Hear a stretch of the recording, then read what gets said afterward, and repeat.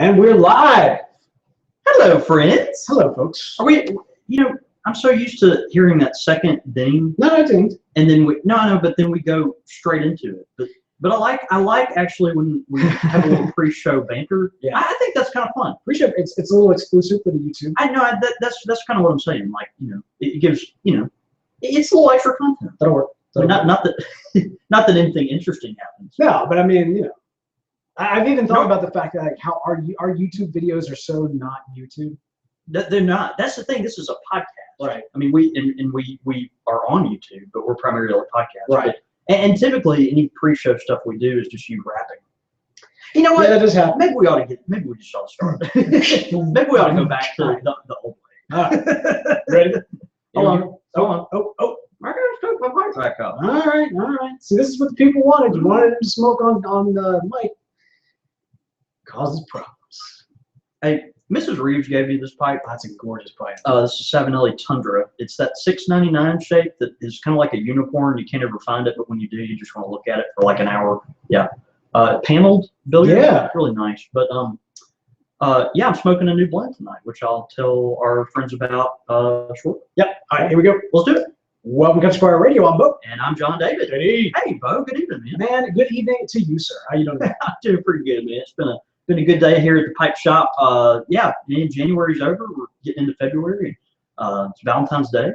And wait, and all that. Today's not Valentine's. Today's not Valentine's Day. Okay. But it's coming up soon. Yeah. Wait, is it what day is Valentine's Day? It's February 14th. You know that day I spend with my non-existent girlfriend? Hey, the Penny, your dog, I know is very pampered on She's very pampered.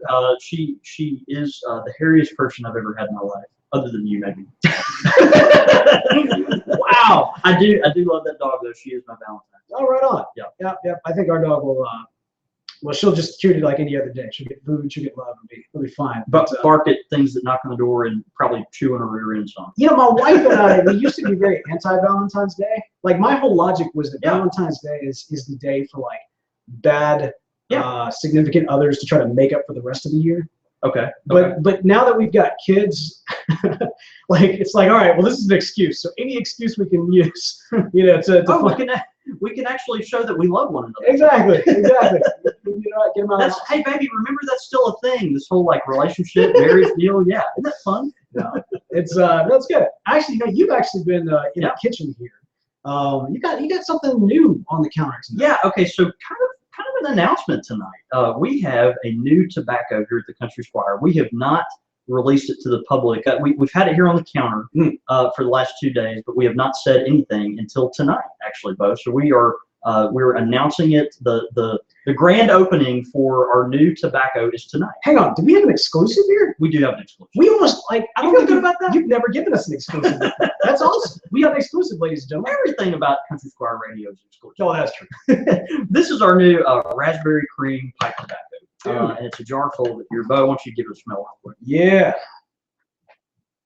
All right. Well, if the name doesn't give it away, let me go ahead and tell you right now, it is very much an aromatic. It is very much an aromatic. It smells like raspberries and cream. How did you do that? It's raspberry cream. It's a combination of just a bunch of different Cavendish and Burleys to make just a really nice, smooth, aromatic tobacco. It's got a really nice root note to it. It definitely smells like a raspberry. So the jar note on it is one of those when you smell it, that last little bit on the end of it has that raspberry kind of tartness that is so intoxicating. So, but yeah, really good. We don't even have a name for it yet. So, but it will later this week be available on the CountrySquireOnline.com. Gotcha. So raspberry cream is not yet the name. It's not yet the name. We do not have an official name yet. Fair enough. Yeah. Fair enough. Well, just in time for Valentine's Day. That's right. Yeah, it's kind of raspberry is kind of red. Yeah. Valentine's Day. Yeah, you get like a sweetness to it. Yeah, like a box of chocolate. Could be something like that. That's good. Yeah. Well, hey man, this has nothing to do with pipes, pipe tobacco, or anything related to Country Squire Radio, but I just thought I'd share this. I was on a national commercial last week.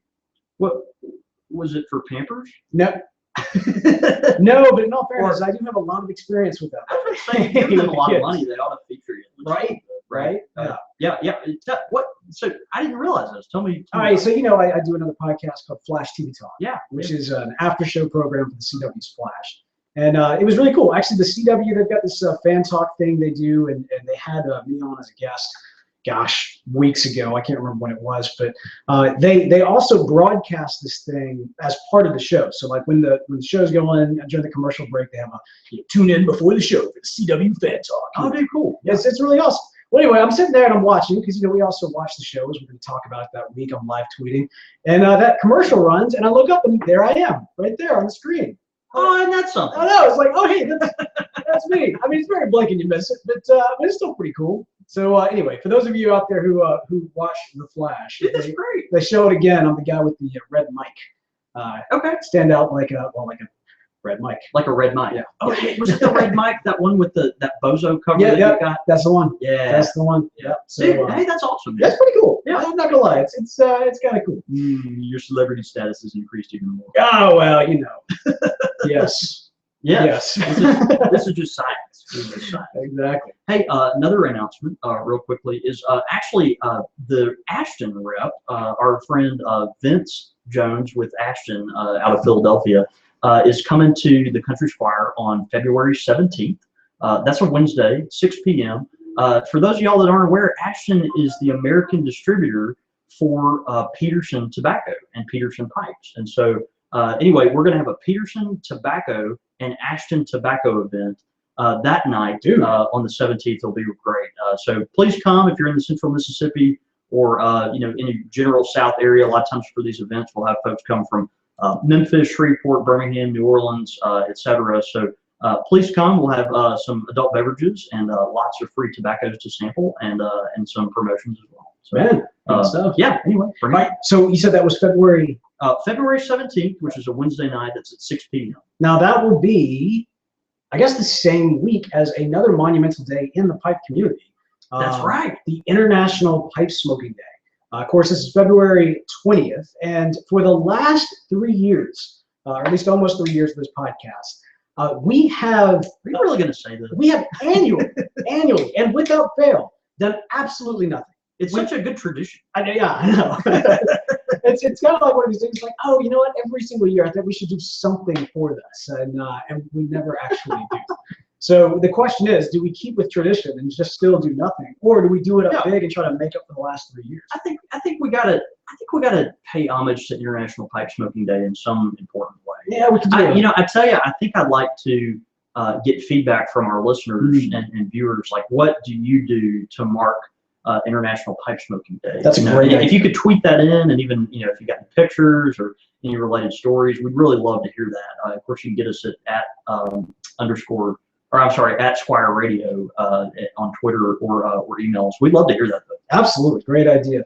Well, man, we got a great topic for the folks tonight. Oh yeah, we're talking plug tobacco. Yeah, man, absolutely. I thought this would be kind of a fun thing to go over. We've given recently some airtime to flake tobacco. We've kind of talked about the history of that. We talked about Navy tobacco a little bit, but I feel like our friend, the overlooked plug tobacco, kind of needed some love. And so and a lot of these variants of pressed or kind of squished tobacco. Wow. Yeah. Okay. You like that verbiage? I think pressed is probably a little bit more better sounding than squished. How about we? Yeah. So for those that like the squished tobacco, you've obviously got flakes and rolled tobaccos and crumble cakes, things of that nature are popular, but there's a plug that's out there as well. And so I thought we'd spend some time talking about that. So we have talked again about the variants like the flake or the Navy type tobaccos, and again, you look at the history of these things and you think about these are the tobaccos that in a lot of ways were made for a convenience factor. Okay, so you've got think about kind of what we talked about with the with the flake tobacco and with the Navy, you've got your tobacco sitting in the bottom of a ship and it winds up getting pressed because a lot of things are put on top of it to store to make the transatlantic passage and all this kind of thing. So you've got that. You've got tobacco that's rolled up and kind of put into maybe a container or issued to a sailor in a roll, just so a tobacco can be sliced or chewed. Pepperoni style. Yeah, absolutely. Think like a Scudo or something like that today. But then, or a Stokely luxury bullseye flake or something like that. But then you got this plug thing too, and you're like, you open the can and you're like, oh, it's a brownie. Isn't that cute? But it's like really hard and it's made of tobacco leaves. And you can't eat it. So plug. So I don't mind ever showing my ignorance because I'm eternally the voice of the newbie. Yeah, no, you're great at it. So I've always kind of associated. So is cake tobacco? Is that not cake tobacco, or did I make up that word? So plug tobacco and we've got a piece here that we're kind of looking at. This is actually a triple play from our friend Greg Peace, GL Peace Tobacco. But plug tobacco tends to be whole leaf tobacco that's pressed into a very, very hard little cake. It's like a brownie, so it's very hard. I want you to feel that, Bo. Just kind of feel the texture. Oh, dang, yeah, that's so it's very dense. You feel, I mean, the thousands and thousands of pounds of pressure that has been put under to place that to make it in this form is really intense. A crumble cake, typically cake style, is going to be something on the whole,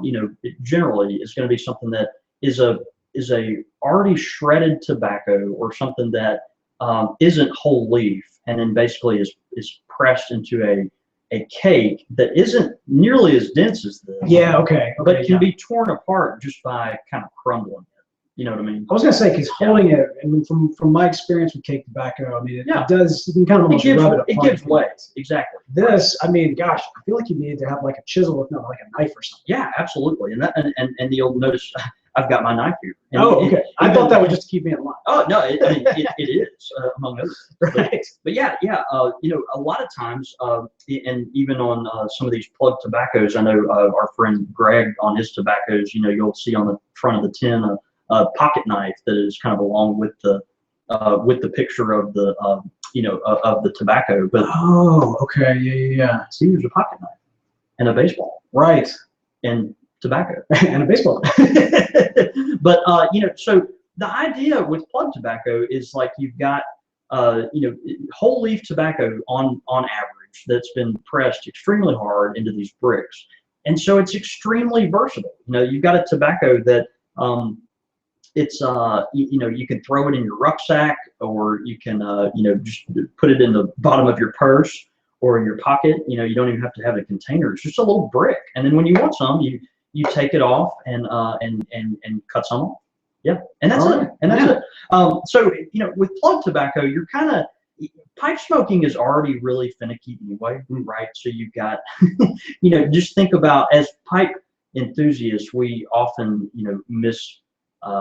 lose sight of how nitpicky our little hobby and interest is, right? Well, you've got to use this kind of temp, and then these kind of matches, and you've got to use this type of pipe for this and this type of pipe for this, and it's a hobby where there's just so many nuances, and with a plug tobacco, you're taking all the kind of meticulousness and Baroque characteristics, snobbery, convoluted intricacies of pipe tobacco, and you're pressing it into this little brick. Yeah. And there it is. So, well, is the pressing method different for this style when it is kind of the whole leaf like that? I don't think so. My understanding is that they just put it under a lot more pressure. Okay.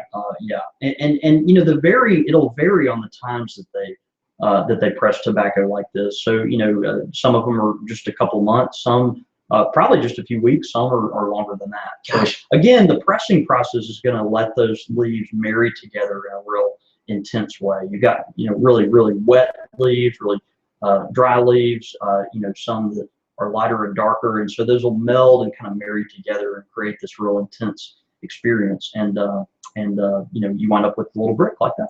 Well, what about the consistency though? I would imagine that would mean you're going to generally get like a drier tobacco when it's all said and done. Yeah, you'll see that a lot. And actually with this, you can kind of see, Bo, where I've cut this out with my pocket knife here. Yeah. You've got, these are whole leaves in this little brick, and even you can see, like, as you're looking at this brick of plug tobacco, the different leaves of burley and Virginia. I believe there's some Perique in this triple play as well. And so you'll look at it and you're like, man, if you don't cut it apart finely, you're going to wind up putting a whole leaf of tobacco in your pipe. Right. Yeah. And so, as you're kind of slicing at it and such, you wind up with a pretty fine tobacco cut, as you can see what I've done here. So that is actually the desired kind of texture when it's all done. Not because, I mean, you think of the ribbon tobacco. This is far, far thinner. It's finer than that. I will say, this is how I like it. This is, again, I've noticed with plug tobaccos, if I cut it very fine, almost like a shag style cut, then I can get a really, really good even burn on it that lasts a long time. If I get more chopped, where I wind up getting large chunks of tobacco, sometimes you can miss a little bit and like pull off a big leaf like that, and just kind of, you've got kind of a chunk that's errant out there. A lot of times those, if you have a lot of that, it's kind of hard to keep with it. So, but it's interesting, the origins of this.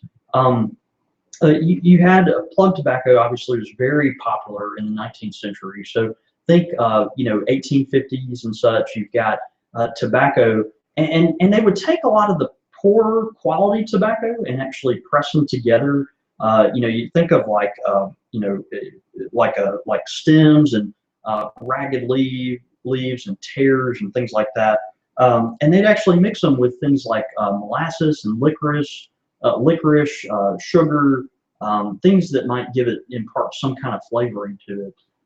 And then press it into these chunks like this. So that's kind of where the plug came from. They put it originally into like a barrel, or even like a hollowed out log. Think of like the origins of Perique, how the Indians used to do that. But they would press it very firmly into some kind of device. They call that the plugging. They would plug it into this thing. And that's kind of where the name comes from. I always thought it just kind of looks like a plug, like something you just kind of, I don't know, just it looks like a plug. I mean, I guess it depends on what it is you're trying to plug. Yeah, real quick. Yeah, for the YouTube guys and everybody's tuning in live. I did kind of just see all those tweets coming in about the sound quality, and that should be fixed. So make sure that you're hearing us okay. But it looks like the mic, the input mic, was going crazy. Fortunately for the podcast, we're solid, but just for the live channel. If there's any image quality issues, it's just because you and I are on the image. Well, now they're saying it's out of focus, and I know exactly why it's out of focus, and you know why it's out of focus too. But we won't talk about that at the moment. You know what happened right before we went live. Yeah, that. Okay. Heart attack justified. Heart attack. That's true. That's true. That's true. We kicked the heart attack out of the shop, so it worked out. That's inside. So anyway, think about going back to our right. Wonderful subject tonight. When plug tobacco came out, and again came out as kind of almost too deliberate of a term to say when it debuted, but when plug tobacco was kind of in its heyday and was developed, this was a tobacco that you could look at and you can be like, okay, I can throw this in my pocket. I can put it in a bag. I can stick it, really anywhere. As is. You think of like, nowadays you open the tin and you look at it and you're like, yeah, I can do a lot of things with that. And so you take this tobacco and you have the option of either cutting some of it off and putting it in your pipe or chewing it. Okay. Oh. So yeah, you had the opportunity to actually chew this as well. And I think, low quality tobacco, you had a lot of stems and tears and ragged leaves and things like that. They'd flavor it. And then you could put it in your pipe or chew it. A lot of folks would even just, take a bite off of it if they were able to. So just kind of rip a plug off with their teeth, Nowadays you've got two distinct types of plug tobaccos. Okay. So the original plug was something that, you could do both with and was intended for both. But nowadays the popularity of plug tobacco has really kind of gone in two different directions. You've got tobacco that are low quality that are meant for chewing tobacco. So think of like a Levi Garrett or Red Man or something like that, a chewing tobacco that is in plug form that's actually meant for chewing. And then your much higher quality tobacco that's been set aside to make pipe tobacco out of. So there, even though the plug kind of its origins was, here's your plug, chew it or smoke it, it's your choice. And nowadays they're really separate products altogether. And so you've got, plug style chewing tobacco. The difference is, with your chewing tobacco, it's going to be, again, a lot of, torn leaves and tears and stems and things of that nature that are flavored. And that's very unpopular today. So you don't see a lot of that anymore. Right. If you go around, to your gas station and say, I'd like some plug tobacco, they're just going to look at you kind of like, what are you, is this some kind of witchcraft or something? Right. But Yeah. if you go to your tobacconist, though, that happens to run an upstanding pipe shop like the Country Squire, they'll point you to a plug pipe tobacco, which is a totally different product. And these are going to be, again, kind of, premium leaves that have been pressed together over time to marry, typically non-aromatic. This triple play here is Virginia Burley Perique, real nice. We've got a couple others I'll talk about in a second. But, these are tobaccos that are meant to be cut up with a knife and then smoked in your pipe. It's interesting even to think about it as kind of low, just throughout the origins of kind of the lower quality overall. Yeah. Because there just seems something special about plug tobacco. You know what I mean? Like it seems like it's like a unique, probably because I'm so used to loose cut and everything else, but it just seems like if you're pulling out the knife and you're shaving away at this thing, yeah, something special's happening. That's what I'm saying. It's not earlier when I said, you're kind of taking all the snobbery and right. and mystique and just I don't know, convoluted little tendencies of pipe smoking, and you're condensing it into this plug. Like it really is a lot of that. You think like something special really is going on when you're smoking plug tobacco. So I don't know. I kind of like that. I can dig it, man. Nowadays, like I said, plug with chewing tobacco is not nearly as popular as it once was. But in the pipe world, we're kind of experiencing a renaissance in plug tobacco. Got a few things here. Of course, the triple play plug, which I showed you. Triple play by Greg Peace. It's a I'll read from the can. It's a bright red and bright flue-cured tobaccos are joined by piquant Acadian Perique and a balanced measure of smoky dark-fired Kentucky. So again, these are cut in 2-ounce bars. So that's just one example. The Jackknife plug, also by GL Peace, is a dark-fired Kentucky leaf, ripe red Virginia, with the deep earthy flavors are layered on a central core of golden flue-cured for a hint of bright sweetness, then pressed into matured cakes, et cetera, et cetera. So another one, also another tobacco that we'll have for the Peterson event that it will be here at the Squire later this month, the 3P Peterson Perfect Plug. This is probably Peterson's, if I'm correct, this is their third best-selling tobacco. Their first two best-selling tobaccos are the University Flake, the Irish Flake, and then the 3P Peterson Perfect Plug. And this is a tobacco that's just exquisite. It's actually probably my favorite Peterson tobacco. I would venture to say that. And it says the excellent plug tobacco comprised of selected Virginia leaves from Africa and Brazil, blended with burley leaf from Malawi. And it's just a very lightly cased tobacco and got a nice richness to it. So, yeah, is that one? Can we open that, or is that? We can. Yeah, I'm just kind of curious. It's actually open. Yeah. Now this one's interesting. It's a lot darker than the triple play that we were kind of looking at. And so you've already been going to town on this one. Yeah, this one has had some love. And you can see actually this was mashed together, but it kind of fractured, almost cleaved apart. Yeah, like layers. So yeah, you've got little All layers. Gooders have layers. Plug tobacco has layers. I don't get the reference, but Shrek. Oh, good. Parfait, man. Everybody loves a parfait. I like Shrek. I do like Shrek. You would have loved it a lot better if they said plug tobacco instead of parfait. I would have. Parfaits are good too, especially the ones from Cups, which is next door. Oh man. But this is a much darker tobacco than you can kind of see from that triple play. Yeah, absolutely. And real good. So this it's been great. You can see the pocket knife kind of fissures that have come off the side of that. So. I got to tell you, man. Yeah, dude. So like I said, seems to be something special here. You can definitely the snobbery kind of circulates it.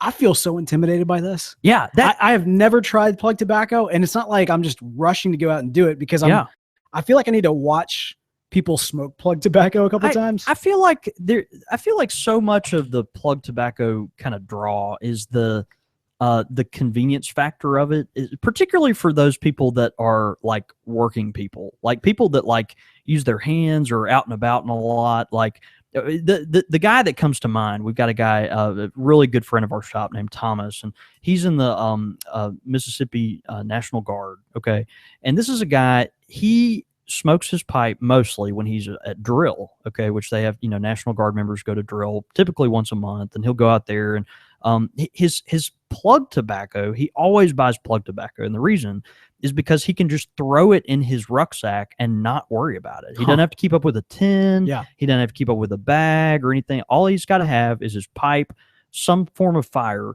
and his bar of plug tobaccos is just kind of floating through all of his stuff, and it's just really easy to keep up with. For Yeah, him. and that You can put the whole brick even in your pocket, even without any type of tin or bag or anything. But you still have to cut it up. You do. I mean, I guess the assumption is you got a pocket knife on you. That's exactly right. Okay. Yeah. I mean, if you're in the military, you've got some form of knife close by. Yeah, one would imagine. Right. One would imagine. We would hope so. Good. Yeah. Anyway, it's just a lot of fun. It's fun to smoke. It adds another layer, if you will, to the pipe smoking experience. There is that kind of romance about when you're smoking a pipe. The preparation of it is so intense and such a part of the experience. And with flake tobacco, it even goes even more because you've got to tear your flake apart and get it just how you want it. Or even if you fold a flake, you've got a certain method of doing that. With plug tobacco, it goes even further. And so there's that much more preparation that you've got to even have an additional tool, a pocket knife, in order to do that. And so, it's just a lot of fun. I don't know. It's a different experience. Does the dense pressing method, would it even work if it was kind of pre-cut tobacco? Yeah, it would, but again, I think you're going to have something closer to a crumble cake. Sure. Than you would. And it wouldn't have the same kind of density. Yeah, it wouldn't. It wouldn't. Okay. They tend to, when you're already pre-cut, ribbon cut tobacco or cube or anything like that. That's you're already hanging on by the grace of God. No, you are. You've already got a lot of surface area right there. That's that's exposed. So with whole leaf, it's just so much easier to mash them down really hard. And you'll see these big. If you look Google up, like pictures of plug tobacco, you'll see these big, almost like, think of like cookie sheets or something that are just full of tobacco that have been mashed down to that awesome. That width. It's really cool. Yeah, really cool. Incredible, man. And hey, appropriate that actually the customer that you referenced is kind of up in the military. Yeah. Man, we got a military reference as part of our sponsorship today. We do, don't we? Yeah. So, of course, if you've been tuning in the last couple episodes, you already know Missouri Meerschaum has been helping making this show happen. In fact, this particular episode is brought to you by Missouri Meerschaum and specifically two pipes you may or may not be familiar with. I'm talking about the Patriot and the General. Patriot and General. Now, you can often find these two pipes paired together. The General is, when you think corncob pipe, we've talked about it before, but just that MacArthur, just that giant corncob pipe. The General from Missouri Meerschaum is kind of in the same vein, except like cut that in half. Yeah. Real tall corncob looking pipe with kind of the base going out a little bit further down underneath the stem than what you're accustomed to. But for me, man, I am all about the Patriot. Yeah. The Patriot is such a unique look that just screams Missouri Meerschaum. It's kind of one of those things I think you mentioned before the show when you when you look at the Patriot pipe, you're like, that's what a Missouri Meerschaum pipe looks like. Exactly. It's kind of got the little gourd looking thing on the top. It narrows down and then has a nice long stem. It's like an upside down bell. Yeah, right. I could go with that. Yeah. I mean, like, it really, what I love about the Patriot in particular is that it really showcases just the uniqueness that Missouri Meerschaum brings to all of its shapes. There's a quality, there's a specialness there. You think with corncob pipes, there's only so much you can do. Well, check out the Patriot. In fact, we'll actually have an image attached to the show notes for this episode. I think I'm more of a General guy. Are you really? Honest. You're going after Douglas MacArthur. Right? Well, I tell you what. But half his size, because if you did the full size, so you're half the size of General MacArthur. At most half his size. I'll tell you what. We'll put it up to you. So if you've got a General or you've got a Patriot, take a selfie of yourself this week smoking that pipe. Let us know which one is your favorite. That is the way you do it. As you're tweeting those into us, we will be sharing those photos out. So if you got your General or your Patriot selfies this week, we'll share them out at Squire Radio on Twitter. Great pipe. Yes, indeed. All right. Pipe question of the week is... I want to smoke some of this tobacco. You gonna light that up? No, actually, I'm going to relight up my raspberry cream. Okay. It is really good. I wonder how one would follow the other. Probably quite foul. Yeah. Never mind. If I put it on top of the other one, we won't do that. Let's not do that. Pipe question of the week this week is brought to us by Orlick Golden Slice. Oh, man, I love it. All right, so we got a little bit of tobacco trivia for you this week. You know, the Orlick Golden Slice, the blend is 100% mature Virginia tobaccos, but it does have a touch of something that you and I both love. Perique. Yeah. That's right. Man, I love Perique. It's one of those things that in the Orlick, a lot of times folks can't really find it in the Orlick. You taste the Virginias, there's some citrus you get there, but occasionally you'll have that little bit of pepper or just a little sweet heat, as it were, and it's that Perique kind of coming out from the back. And man, Orlick is just such a good entry level Virginia Perique. And one of those that you want to stick with at all times. Man, you're not lying. If you're looking at getting into flake, this is the one to go for. Got that nice little citrusy kick to it. Check it out. Let us know what you think. And we want to thank Orlick Golden Slice and the good folks at STG and Lane for supporting this segment. All right, pipe question comes in from Mark Van Vranken. Hold on a sec. Vranken. I feel confident in Vranken. Where are you reading that? Mark Van Vranken. Oh, there it is. Mark Van Vranken. You thought I made up that name. I did. I thought your dyslexia was kicking in. No, not this time. It says, hi guys, I'm relatively new to the whole pipe smoking scene, and I wanted to ask a question about using a certain pipes for certain types of tobacco. Yeah. I know that your recent episode on Navy Flakes got me thinking. Oh, sorry.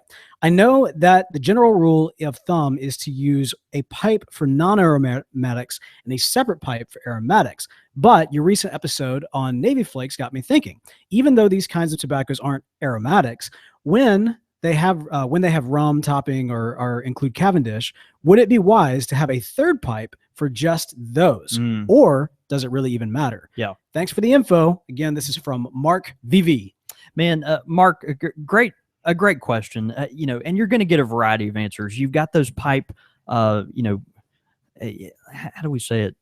Like purists that walk with like a goose step, those people. Well, okay. Like, and they're going to tell you, you need a pipe for, English blends. You need a pipe for Virginias, maybe even double segment that Virginia Periques, and then an aromatic pipe. You've got maybe you'll have a pipe with for light aromatics, and then pipes for purist heavy. Might be too strong a word there. It's the collector, man. And they have their place, right? Yeah, they have their place. Now, as a tobacconist, like they're part of me that identifies and sympathizes with some of that. But I would hope so. You got like 30 gazillion pipes of your own, not including the ones in this store. I may or may not have a problem, but it's there are 2 trays behind us here that are full. Oh my gosh. No, These are yours? Turn around. Turn around. No, I'm in a therapy group for it. It's fine. Wow. It's all working out. That is not a joke, people.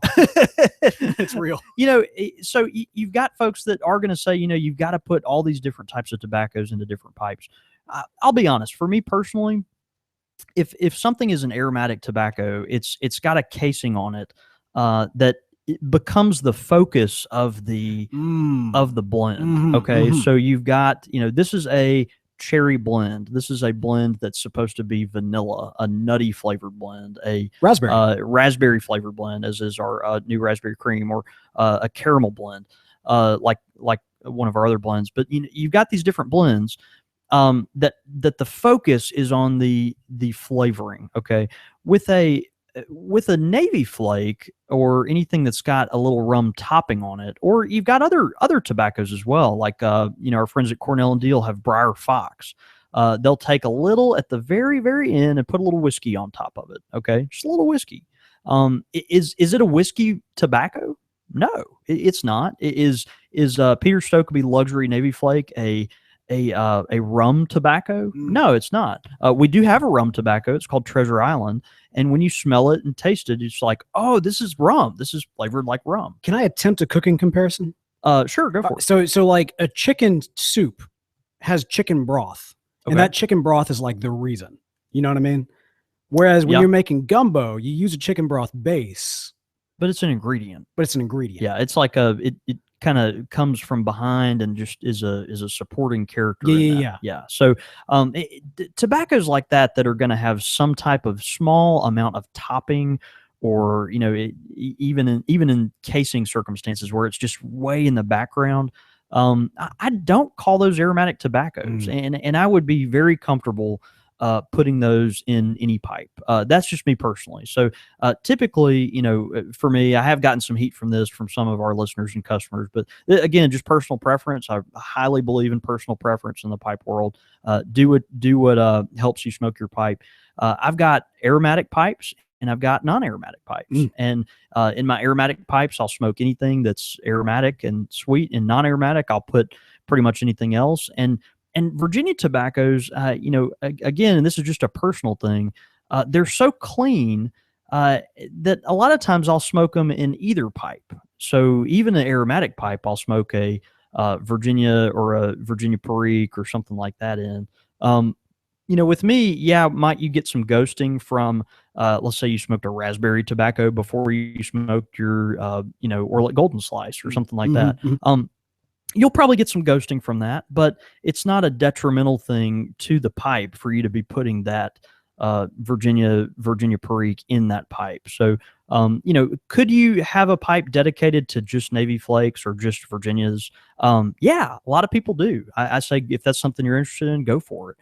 For me, I have pipes that I like to smoke so much that I can't bring myself to dedicate them to just one type of tobacco because I find myself wanting to smoke the pipe just as much as I want myself to smoke a certain type of tobacco. So I'll just go for it. And that's just me. But I say follow your heart. It's one of those things. I would not tell you have to have a pipe specifically for those things, but others might.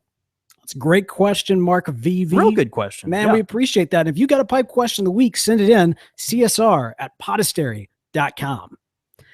All right, man, we've got our next to last, penultimate quick fire questions from Martin Sendevi. Oh, that's a good word. Yeah. I love penultimate. Penultimate is a word. Is that not so cool? I think it's underused. Well, I mean, you can only use it once, and that's the next to last time you do anything. That is very true. Is this going to be the penultimate use of the word penultimate? Probably not. Well, it is for this. I don't know. We don't know. No, it's impossible for that to be the case because think about it. In order for this to be the penultimate use of that word, it would mean that next time we'd have to use it again, which means that next time it would be a perpetual thing. It's impossible for the penultimate to be the penultimate. Everyone just blacked out. You'll come back from your coma in about 5 minutes. It'll all work out. All right. He starts off city center or countryside? City center on average. Yeah, on average. That's good. Yeah, I mean, we live in Mississippi. Right. Do we really know what a city center is? At least, no, I mean, you've been to New York and fancy places like that. But I was born in Houston, Texas. Okay. That's a big city, fourth largest city in the country. But that's very foreign to me. I mean, we live in Jackson. Sure. I mean, so I'd be half and half, but I'd kind of probably go towards the city center. Yeah, I'm more of a city guy myself. I like it. Snakes on a plane or bears on a submarine? Now I'm assuming I don't think there was ever a movie that was bears on a submarine. Of course, no. But if you had to pick between the two, I'd go with bears on a submarine. Now submarines are more terrifying than planes to me. Seriously? Yeah, I mean they really are. Even though planes are very fragile, and even though the statistics are what they are, and more people die in car accidents than a plane goes down, you got a chance. Yeah, you got a chance. But like a submarine, I mean, we don't have gills yet, right? Yet. Oh, you might. I don't know. You might be one of those little Jurassic Park things. But, I don't know. Bears are large, and you can identify them and hopefully subdue them easier than snakes. Snakes just wig me out. I can't handle snakes. Why did it have to be snakes? Bears on a submarine. Yeah. Oh. I would prefer bears, but I also would prefer the plane. Gosh. I don't know. I'm dying either way, right? You know what? If you're on a plane, you can use a parachute. Yeah, that thing. I'm gonna go with snakes on a plane. Okay, good. Okay. Salmon, smoked or baked? I liked baked salmon. Yeah, all the way. Yeah, I'm a baked salmon guy. Smoked salmon's okay, but I'm a baked salmon guy. Or grilled, but that wasn't an option, so we'll go baked. Smoked salmon. It's if you're gonna do like lox and bagels. oftentimes you want smoked salmon if you're doing lox on a bagel. Yeah, because oftentimes you can't get it. What is the method, the pickling method that lox are typically? I don't know. I can't think of what it is, but typically you can't get that in Jackson, so you generally get smoked salmon. Right. Man, I love me some lox and bagels. So yeah, actually, I'm gonna go smoked. I'm gonna smoke. And then finally, Norse gods or Greek gods? I probably have to go with Greek gods, but just because I'm more familiar with them. Norse gods, I don't know, kind of have this like rugged, maybe pipe smoking factor to it. Yeah, I don't know. to I mean, you think say. like Norse gods, like it kind of is more, invokes more Tolkien kind of stuff. Mhm. I'm more familiar with the Greek stuff and like and read a lot of that. But yeah, I'll go with Greek. I love them both. Mythology is on the whole I'm all about. Mhm. And they're both, the great thing about both those situations, all the mythology is so like toppled in and, incestuous. It really else. is. Yeah, it's insane. It's crazy. Man, that is a tough one. That is, I guess individual Norse, overall Greek. Okay. You know what I mean? Like fair. there are certain Norse gods, especially. Yeah, I'm gonna go with Greek. I'll go with Greek as well. Okay. Yep. Okay. Yeah. All right, those are great questions, and next week we will have. You painfully labored over that last one. Well, it's tough, man. No, that's good. Morton's That's been. good. I mean, No, he's been on brought it, point. man. He's been on point. It's been good. He's got next week will be the last one. So thank you, Morton Sendevi, and hey, load us up. We've already got some of them in the waiting, but get yours in. That's Send great. them in. CSR@podasteria.com. All right, man. We got some great listener feedback in this week. First one is actually an iTunes reviews that comes in from ManThing772. It says, one of my favorites. I'm a relative pipe newbie, and this podcast has been a treasure trove of knowledge for me. It's always fun to listen to, and there is never a dull moment. Man, thank you so much for that feedback. Thanks, brother. It says the next one comes from Atlas Custom Knives on YouTube. He says, real happy you guys are doing these videos.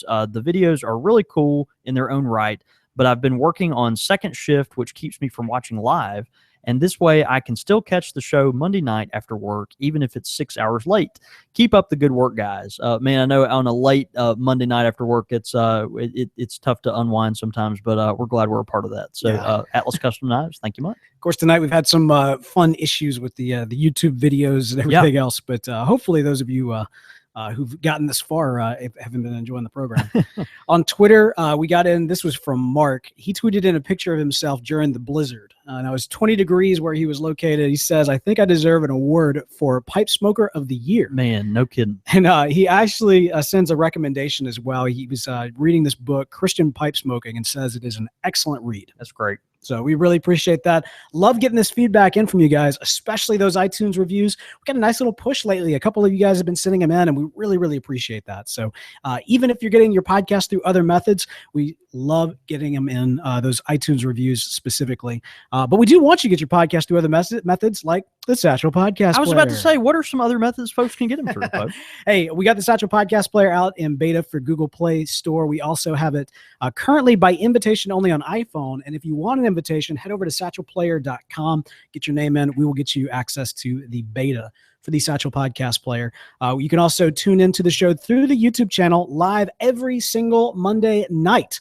That is at 6:30 Central Time. That is 4:30 Pacific, 7:30 Eastern. You're so good at math. Thank you. Again, countrysquireradio.com is the location for that. Keep up with us on Twitter. You can follow me at The Real Bo York. I'm at John David Cole, and you can give the scissors whiskey tongue. Or you can get us at the shop at @_Country Squire. And of course, you can follow the show at Squire Radio. We love you guys, especially who are tweeting in during the live show. We got some great comments. One in particular I wanted to make mention of. Let's see if I can pull it up real quick. Oh, Mark Farrar said that he's pretty sure that he only ever uses, he basically has his Twitter account just so he can interact with us. That's really the only reason you need Twitter. That and like during sporting events to like see all these people erupting over things they can't control. Like both of those things are good reasons. So check it out, guys. All right. Well, we really appreciate y'all for tuning in, man. We've had a fun night, man. It was a great show. Yeah. I had a good time. Yeah, all right, man. Well, hey, let's go have a night. See you, brother. Thanks, guys, for tuning in. And just so you know, I mean, look at this. Look at this. He's got a whole nother one of these. It's not. There is, and that's and those together might be, I don't know, a quarter it's of it. exploding out. I don't know. It's crazy. Look, I've been to some therapy groups. It's working out. Thanks, guys, for those of you who stuck with us during the audio issues. Next week, I'll make sure that that's not a problem going into it. And this might actually end up only being like a live exclusive. I don't know. I'll go back and listen to it, and if it's just bad, I'll pull it off the feed. But Okay. For those of you who did stick around, we do appreciate it. Yep. All right, guys. Good night, y'all. See you.